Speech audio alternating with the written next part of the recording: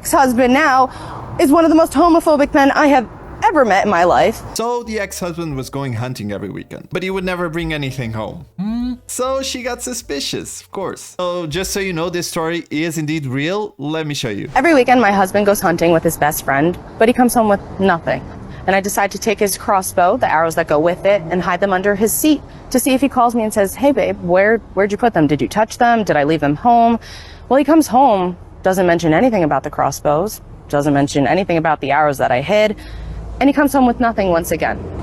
So I decide to take our kids the next time he goes hunting and drop them off at my mom's house. And I decide to also put an air tag in his truck so I can follow him. The location where he says he's going to be, he's not there. He's 200 miles in the wrong direction.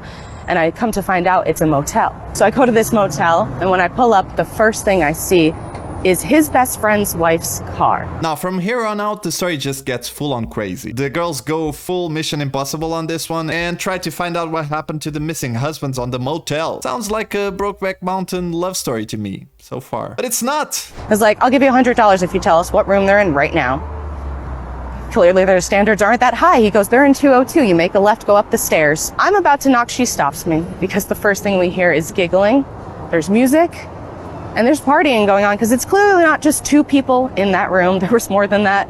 Faster than I could blink, she's behind the desk, grabs the key. We're back up those stairs, in front of the door, puts the key in, opens as quick as possible, and I'm just in a state of shock of what I'm seeing. I'm not even gonna traumatize you guys with it exactly, but just imagine there are 10 other men from our neighborhood, all undressed, all doing things that I won't repeat.